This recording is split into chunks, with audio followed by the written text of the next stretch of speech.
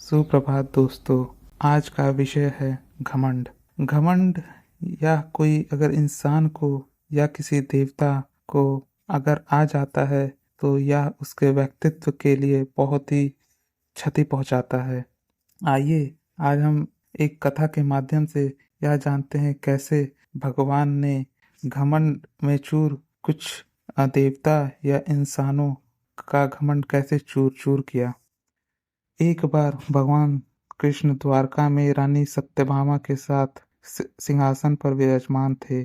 सुदर्शन चक्र और गरुड़ भी वहां उपस्थित थे।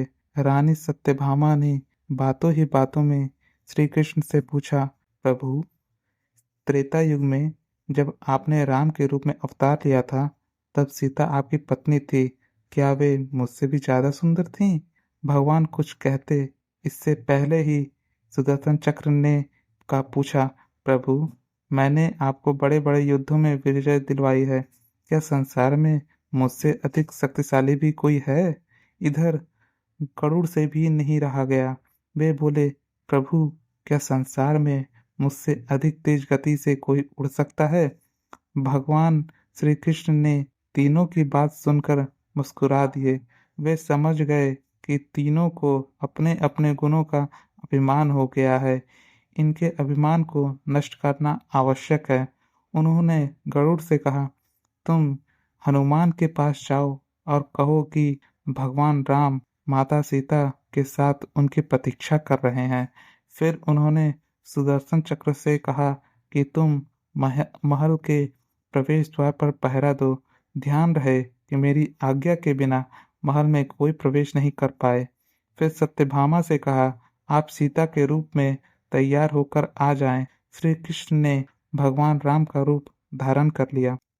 गरुड़ ने हनुमान के पास पहुंचकर वानर श्रेष्ठ, भगवान राम माता सीता के साथ आपसे द्वारका में मिलना चाहते हैं। आप मेरे साथ चलिए, मैं आपको अपनी पीठ पर बिठाकर वहां शीघ्र से शीघ्र ले जाऊंगा। हनुमान ने कहा, आप चलिए, मैं आता हूँ। गरुड़ ने सोचा, यह बूढ़ा वानर पता नहीं कब तक पहुंचेगा, मैं तो द्वारका चलता हूँ। महल में पहुंचकर गरुड़ देखते हैं कि हनुमान तो वहां पहले से ही प्रभु के सामने बैठे हैं। गरुड़ का सिर लज्जा से झुक गया। श्री राम के रूप में श्री कृष्ण ने हनुमान से कहा, पवन पुत्र, तुमने महल में कैसे प्रवेश किया? क्या तुम्हें किसी ने रोका नहीं? हनुमान ने कहा, अपने हनुमान ने अपने मुख से सुदर्शन चक्र को निकालकर प्रभु के सामने रख दिया और कहा, प्रभु, आपसे मिलने से रोकने के लिए इस चक्र ने प्रयास किया था, इसलिए इसे मैंने अपने मुख में रख लिया था और आपसे मिलने आ गया। मुझे क्षमा करें। इस तरह सुदर्शन चक्र का अभिमान भी टूट गया। अंत में हनुमान ने हाथ जोड़ते हुए श्री राम से कहा, हे प्रभु, आज आपने इसे इतना सम्मान दे दिया है कि वह माता सीता के स्थान पर आपके साथ सिंहासन पर विराजमान है। इस तरह रानी सत्यभामा, गरुड़ और सुदर्शन चक्र तीनों का गर्व चूर चूर हो गया। वे तीनों समझ गए कि भगवान ने उनका अभिमान दूर करने के लिए ही यह लीला रची थी। वे तीनों भगवान के चरणों में झुक गए।